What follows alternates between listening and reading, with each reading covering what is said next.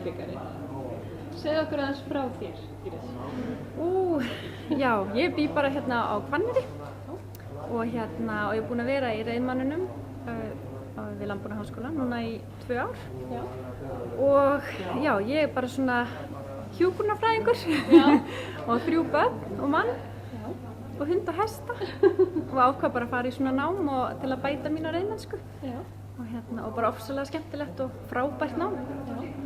Hvernig þú lýsir þessu aðeins? Hvað ert þú búin að bæta við í þekkingu? Þú ert sem sagt náttúrulega áhuga reiðmaður. Já. Sem stundir þetta bara í þínu frístundum. Já. Hvað er þetta búin að gefa þér þessi tími? Alveg svakalega mikið. Bara öll vinna með hestinn, allar þessar æfingar sem maður lærir til þess að gera hestinn betri á þeim gangtegundum sem við ætlum að ríða og bara mýkt og þjálfni, áseta, taumsamband, bara svakalega mikið og gjörbreyta minni hestamennsku, algjörlega. Eitthvað sem hefur komið þér óvart svona við námið eða þessu ferli? Bara hvað þetta er rosalega gaman. Já. En ég hef svo sem átti vona að þetta yrði gaman en þetta var ennþá skemmtilegra en ég hélt. Og fyrir hvern myndirðu mæla með þessu námi? Nú er þetta búið, það ekki þetta núna í ár? Jú.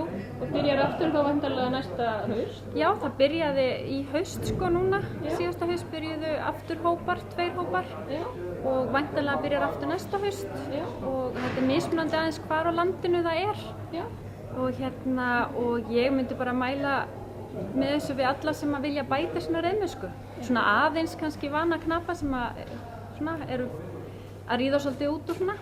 En bara frábært fyrir alla, þetta er bara virkilega gott nám. Innilega til hamingju, Íris. Já, takk fyrir. Þú eru alveg döðþreytt í hendinni, þetta er glæsilegur grímur. Já. Þú búin að velja nú stað? Nei, ég held að ég sé nú bara með hann í smá láni og ætla að fá ekki að standa bara upp á Landbúnaðarháskóla. Já, ok. Og bara allavega myndir af hann? Já, ég fekk myndir af honum.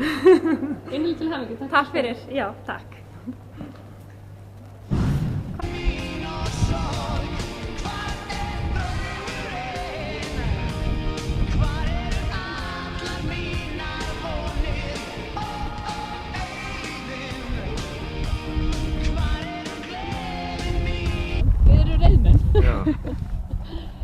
Lýsið aðeins, hvernig er þetta nám búið að vera?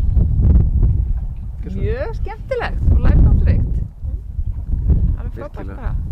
Gefur nú svona aðra sýn á reiðmennskunni.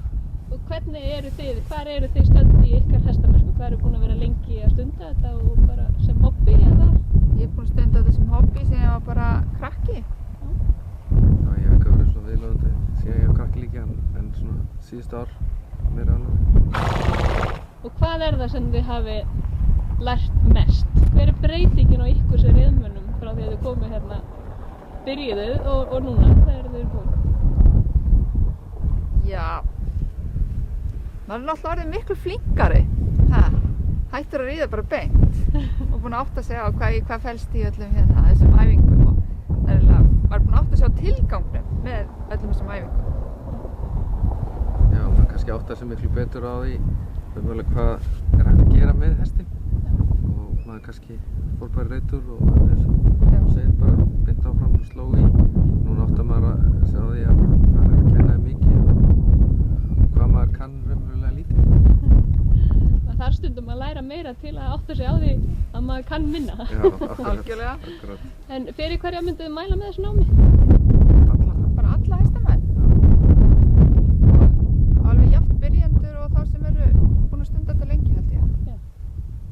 Þetta er líka gott að koma að inn og fá alveg bara faglega ráðgjöf alla leið sko. Já. Það er alveg nýja sýn á sportið. Þetta er eins og eitt stórt reiðnámskeið alveg. Já, nákvæmlega. Bara innilega til hamingju með að hafa örugglega náð góðum árangri eða ekki? Jú. Og gleðilegt sumar. Takk fyrir það. Takk.